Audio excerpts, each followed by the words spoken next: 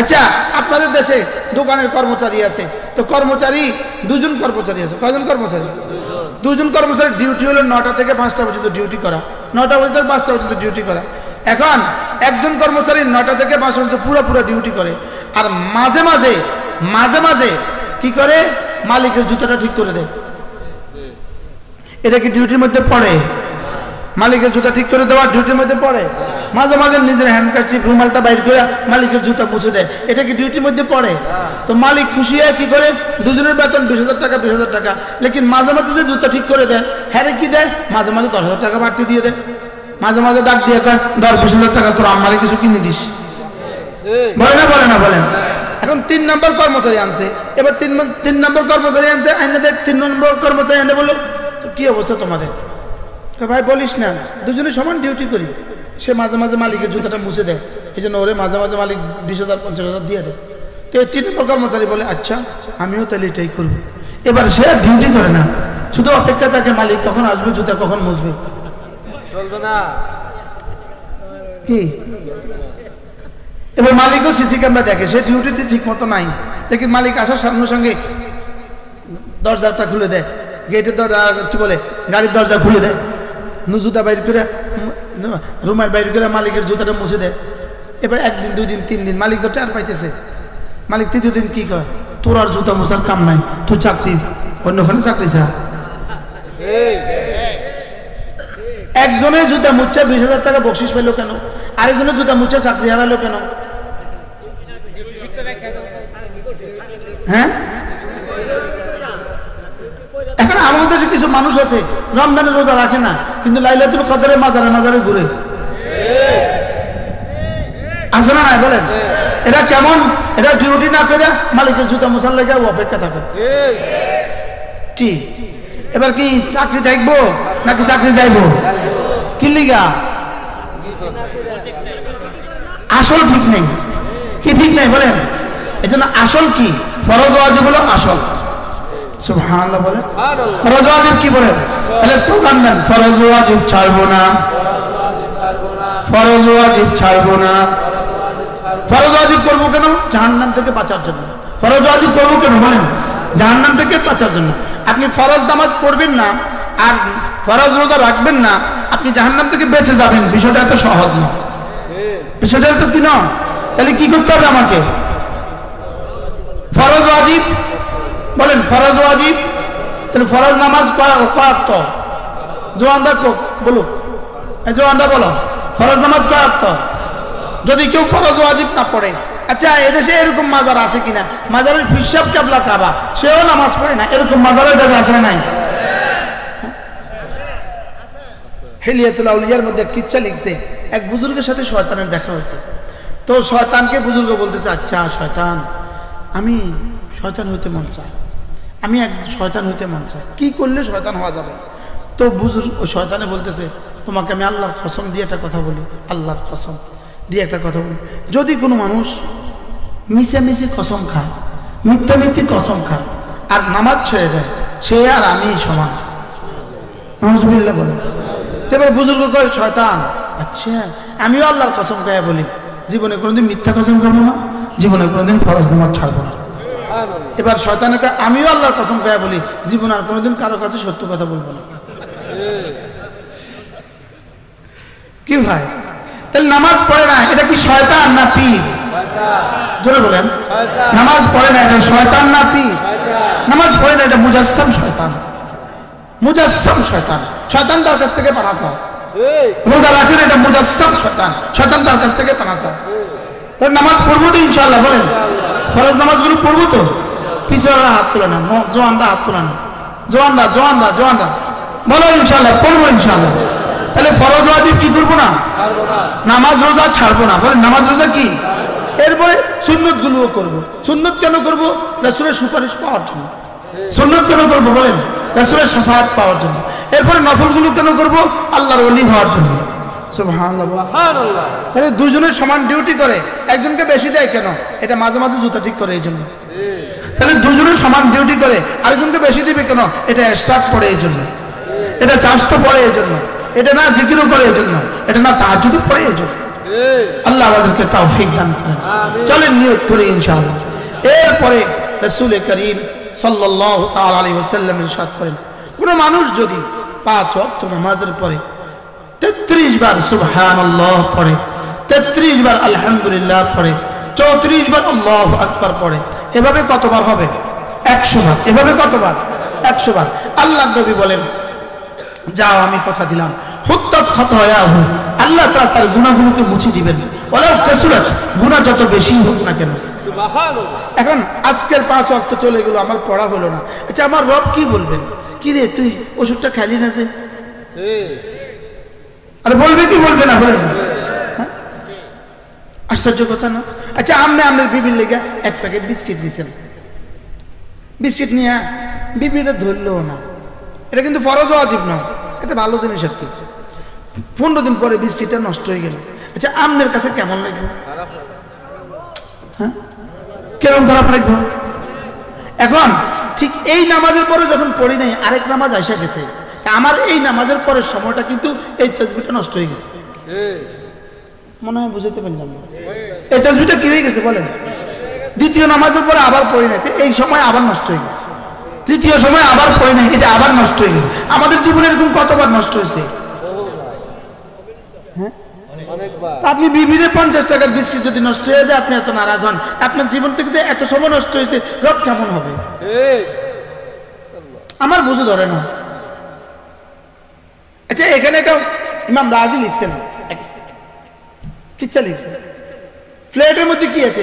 মুরগি আছে। মুরগি ফ্ল্যাটের মধ্যে কি আছে বলেন? মুরগি আছে। মুরগি বুনা মাশফিয়া, বুনা মুরগি আছে। তো বুনা মুরগি আছে, একজন অভিজ্ঞ মানুষ দেখে এটা কি বললো, এটা কি জানো? এটা খেলে না রক্ত হয়, এটা খেলে না চোখের জ্যোতি বাড়ে, এটা খেলে না কানের শ্রবণ শক্তি বাড়ে, এটা খেলে না দিমাগ বাড়ে, এটা খেলে না শরীরের কুওয়াত বাড়ে, সব কইয়া দিল। এটা এখানে রয়ে গেল, 3 দিন পরে এটা কুওয়াত বাড়ছে না নষ্ট হয়ে গেছে? এটা এতগুলো শক্তি কখন হবে বলেন? হ্যাঁ, খাইলে। বলেন কি? এখন আমি যে বললাম গুনাহ মাফ করে দিবে, এটা কখন হবে? করলে না শুনলে, আমল করলে না শুনলে। এখন আমাদের কোরআনে এত পাওয়ার, এত পাওয়ার, এত পাওয়ার, এত পাওয়ার, আমাদের নামাজে এত পুরস্কার, এত পুরস্কার, এত পুরস্কার, করলে না শুনলে? শুধু শুনলে না করলে কি হয়? এখন মুরগি এটা কি হয়ে গেছে বলেন? 3 দিন পরে কি হয়ে গেছে? এর মধ্যে কয়েক কিলো রক্ত হয়েছে এখন মুরগিতে? কিছু হয়েছে নাকি? এটা দেখে দুর্গন্ধ ছড়াইছে, আমাদের জিন্দেগি দেখে তো দুর্গন্ধ ছড়াইতেছে। কি হয়? করবেন কখন? মওতের পরে। আলাম ইয়ানি লিল্লাযীনা আমানু আন তাখশা কুলুবুহুম লিযিকরিল্লাহ। রব্বুল আলামিন বলেন, মুমিন এখনো কি তোমার সময় হয়নি জিকিরের জন্য দিলটা নরম করার? কবে জিকির করবা? জিহ্বা নাড়াবা কবে? জিহ্বা নাড়াবা কবে? জিহ্বাটা নাড়াবা কবে? জিহ্বাটা জিকির দিয়ে যদ্দুর নাড়াবা, আল্লাহর কসম তোমার দুনিয়া দূর সুন্দর হবে, তোমার আখিরাত দূর সুন্দর হবে। সুবহানাল্লাহ। হুজুরে বলছিল একটুখানি, জিহ্বা নড়বে জমিনে, জিহ্বা নড়বে এখানে, জিহ্বা নড়বে এখানে, আর সাজিন নড়বে ওখানে। সুবহানাল্লাহ। আমার জিহ্বা আরশ নাড়াইতে পারে। সুবহানাল্লাহ। আমার জিহ্বা কি নাড়াইতে পারে বলেন? জিহ্বা দিয়ে বাঁশটাই না রান্না পারলে, হ্যাঁ, জিহ্বা দিয়ে গাছটা রান্না না পারলে, লেকিন আমার জিহ্বা আরশ নাড়াইতে পারে। সুবহানাল্লাহ, সুবহানাল্লাহ, সুবহানাল্লাহ, সুবহানাল্লাহ, সুবহানাল্লাহ, সুবহানাল্লাহ, সুবহানাল্লাহ, সুবহানাল্লাহ, সুবহানাল্লাহ, সুবহানাল্লাহ, সুবহানাল্লাহ, সুবহানাল্লাহ। আলহামদুলিল্লাহ, আলহামদুলিল্লাহ, আলহামদুলিল্লাহ, আলহামদুলিল্লাহ, আলহামদুলিল্লাহ, আলহামদুলিল্লাহ, আলহামদুলিল্লাহ, আলহামদুলিল্লাহ, আলহামদুলিল্লাহ, আলহামদুলিল্লাহ। আল্লাহু আকবার, আল্লাহু আকবার, আল্লাহু আকবার আল্লাহু আকবার আল্লাহু আকবার আল্লাহু আকবার আল্লাহু আকবার আল্লাহু আকবার আল্লাহু আকবার আল্লাহু আকবার। পড়বো তো ইনশাআল্লাহ? হ্যাঁ, এগুলো হলো জান্নাতের গাছ, এগুলো হলো জান্নাতের ক্ষেত, এগুলো হলো জান্নাতের ফুল, এগুলো হলো জান্নাতের ফল। মজার বিষয় হলো শুধু জান্নাতের ফল না, জান্নাতের ফুল না, কায়নাতের যত নিজাম আছে, পুরো পৃথিবীতে যত নিজাম আছে, সব হলো শুধু জিকিরের বরকতে, সব হলো ঈমান ও আমলের বরকতে। নেতানিয়াহু নিঃশ্বাস নেয়, এটা শুধুই মুমিনের ঈমান আমলের বরকতে। কি বল? ট্রাম্পদের নিঃশ্বাস নিচ্ছে, আপনি কি মনে করছেন গাজা শেষ করে দিবে? গাজা থেকে যদি একজন মুসলমানও আর না বাঁচে, যদি গাজা থেকে একজন মুসলমানও না বাঁচে, যদি গাজাতে প্রতিটা মুসলমানকে শহীদ করে দেওয়া হয়, এরপরেও ইসরায়েল টিকবে না ইনশাআল্লাহ। বলেন ইনশাআল্লাহ, বলেন ইনশাআল্লাহ। এরপরেও ইহুদিয়া পৃথিবী থেকে ধ্বংস হবেই হবে।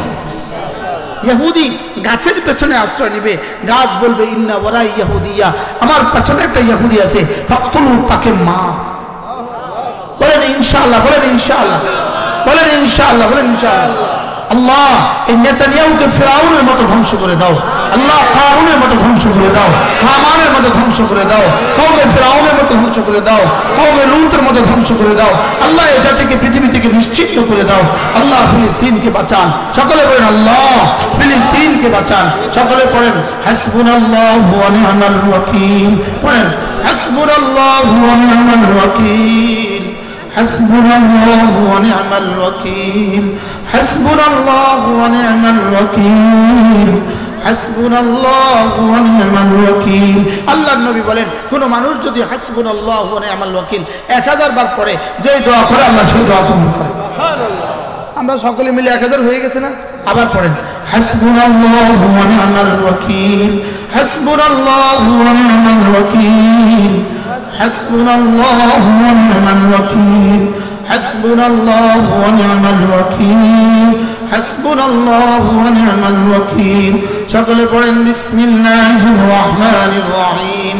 লা ইলাহা ইল্লা আনতা সুবহানাকা ইন্নী কুনতু মিনাল যালিমিন। লা ইলাহা ইল্লা আনতা সুবহানাকা ইন্নী কুনতু মিনাল যালিমিন। আল্লাহ আমাদের দোয়া মুসকে ফিলিস্তিনের আকাশে বিছিয়ে দাও, আমাদের দোয়া মুসকে ফিলিস্তিনের জমিনে বিছিয়ে দাও। আল্লাহ আমাদের দোয়া মুস দিয়ে ফিলিস্তিনের আল্লাহ ইসরায়েলের বোমার বিমানগুলোকে ধ্বংস করে দাও। আল্লাহ ওদেরকে পথহারা করে ওদের দিকে ফিরিয়ে দাও মাওলা। আল্লাহ ওদেরকে পথহারা করে ওদের দিকে ফিরিয়ে দাও মাওলা। লা ইলাহা ইল্লা আনতা সুবহানাকা ইন্নী কুনতু মিনাল যালিমিন। চলেন তো নিয়ত করি, আজকে রাত্রে কালকে দিনে আমরা 100 বার করবো ইনশাআল্লাহ। বলেন তো নিয়ত করি ইনশাআল্লাহ। বলুন শব্দ কুনতু, এটাকে আবার ভুলে কুনতুম পড়া যাবে না। কি পড়তে হবে? কুনতু। লা ইলাহা ইল্লা আনতা সুবহানাকা ইন্নী কুনতু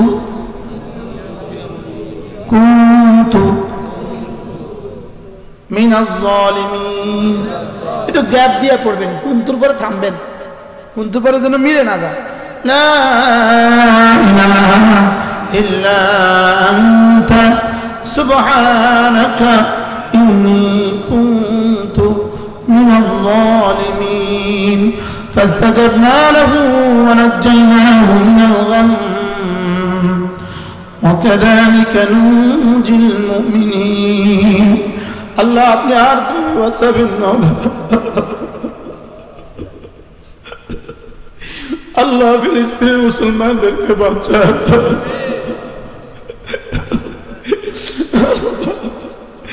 লা ইলাহা ইল্লা আনতা সুবহানাকা ইন্নী কুনতু মিনাল যালিমিন। লা ইলাহা ইল্লা আনতা সুবহানাকা ইন্নী কুনতু মিনাল যালিমিন। আল্লাহ আপনার হাবিব বলেছেন, এটা দোয়ায়ে ইউনুস, এটা দোয়ায়ে জুন্নুন। আপনার হাবিব বলেছেন এই দোয়া পড়ে, যে দোয়া করে তো আল্লাহ কবুল করে। আল্লাহ দোয়ায়ে মুসলিম নাকি আল্লাহ এটার শক্তি দিয়ে আল্লাহ ফিলিস্তিনকে আপনি বাঁচান। আল্লাহ আপনার বুঝে একটু মায়া লাগে না? মাতা নাসরুল্লাহ,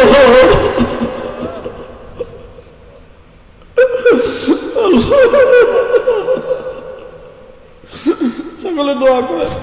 আলহামদুলিল্লাহি রাব্বিল আলামিন।